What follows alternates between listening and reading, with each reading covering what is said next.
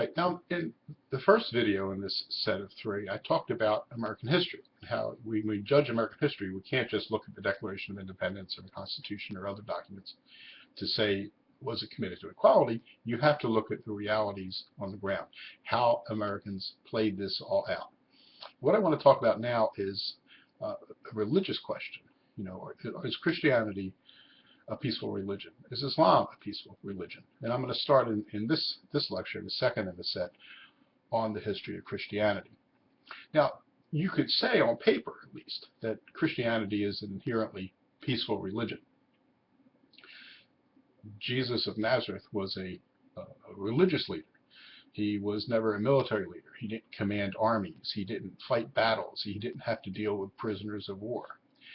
He also never commanded a state. He had never had to make judgments about taxation or inheritance or crimes or punishment. I mean, when you look at Jesus walking around, he's not carrying around, with an army. He's not armed. I guess the most violent thing we see is in at the temple when he turns over the tables of the money changers and gets a little upset there. But on the whole, it's blessed are the peacemakers, turn the other cheek, love your neighbor as you will love yourself, which is hardly an exhortation to do anything but to be nice to your neighbor because you want people to be nice to you. Healing the sick. When he's arrested in the garden, and according to some of the accounts in the Gospels, Peter draws a sword and cuts off a guy's ear. Christ tells him to put the sword away and heals the guy's ear. Now, if you believe that Jesus of Nazareth was the Son of God, he had all these powers, and yet he allowed himself to be beaten, hung on a cross, and killed, without coming off a cross and zapping everybody with death rays or anything like that. So this is obviously a message of peace. But to say, was Christianity therefore a peaceful religion, I would do the same things that I did with the United States. Well, let's look at the history. Forget what it says on paper. Let's look at how it plays out. So how does Christianity play out over 20 centuries, 2,000 years? Well, I mean, I can think of plenty of cases where people probably would say, well, is Christianity a peaceful religion? No. I mean, if you were a Muslim in the middle of the Crusades, when the Crusaders come to the Levant in the 11th century or the 12th century, you would not have considered the Christians peaceful.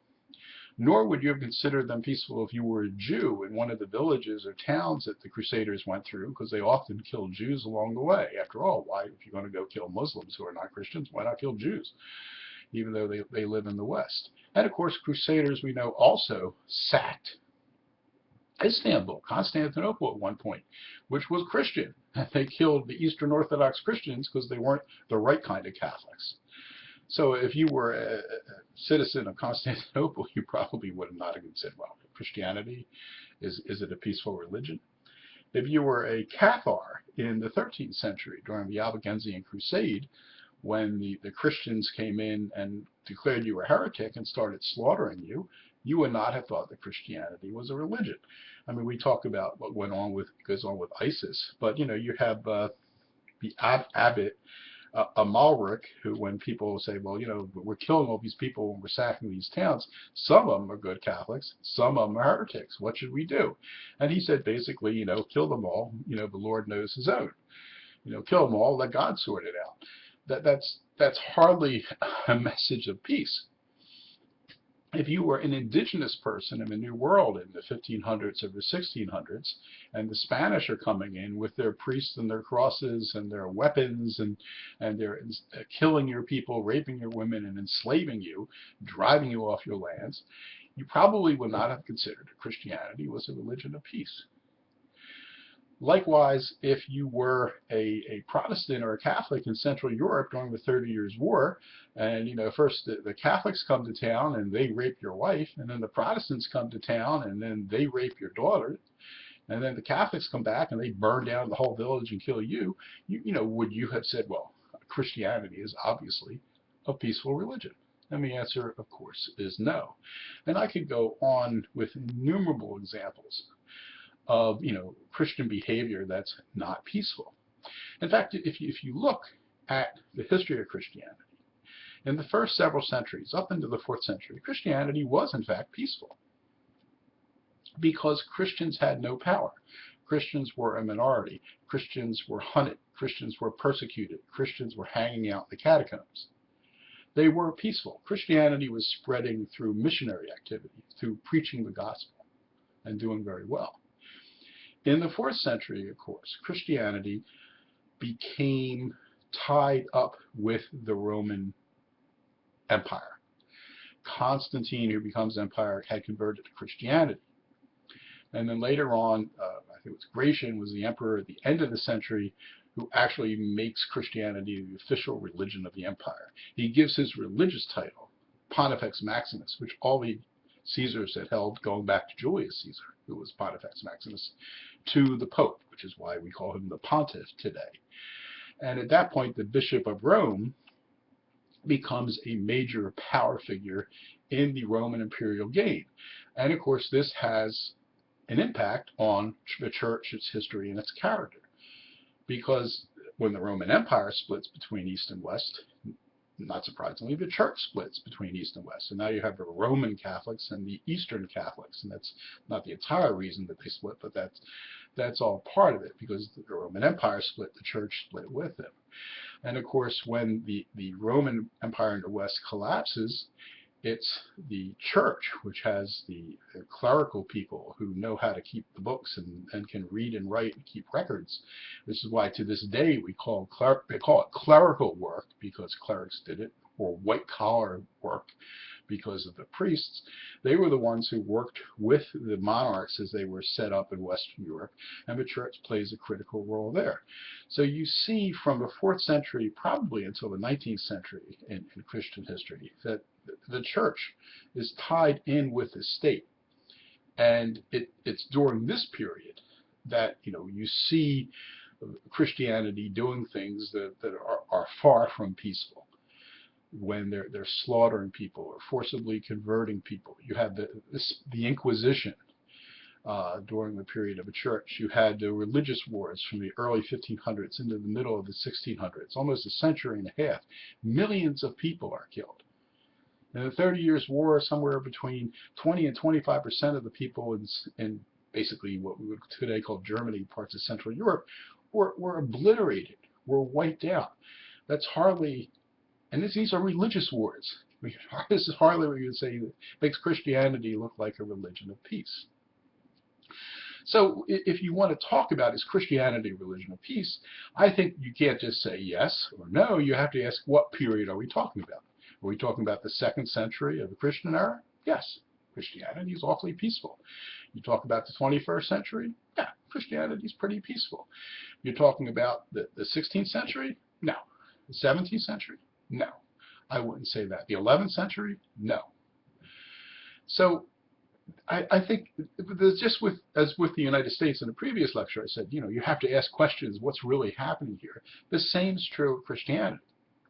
So if you look at roughly 20 centuries, 2,000 years of Christian history, I would argue that for maybe 500 of those years, about 300 at one end plus, and maybe up to about 200 years at the other end, Christianity has been relatively peaceful.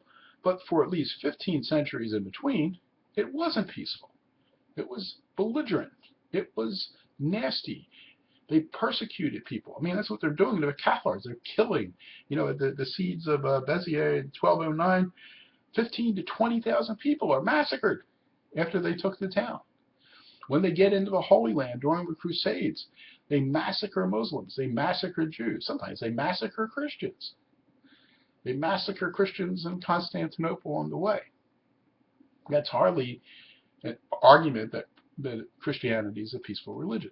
So I think you have to answer, and that's how I would answer the question with Islam, is in what period are we talking about? Let's forget what it says on paper.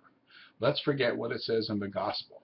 I mean, those things are important, and you can make a religious argument. But you have to look at how it plays out.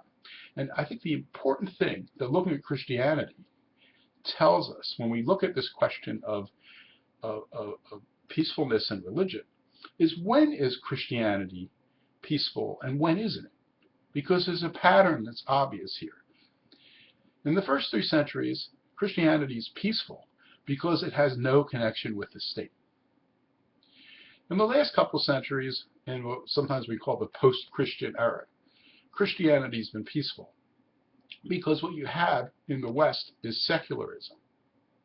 The Christian leaders aren't tied up with state power the way they had been in the 15 centuries in between.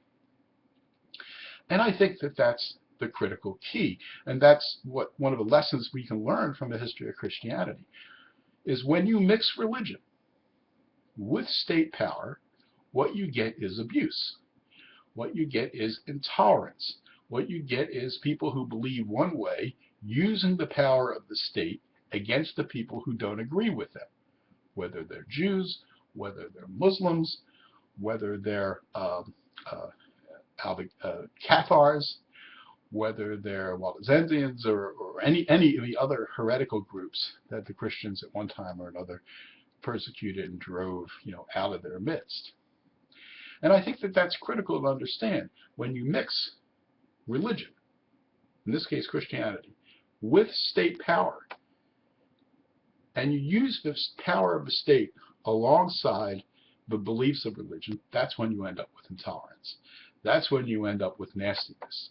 That's when bad things happen, like people being butchered, let God sort them out, kill them all.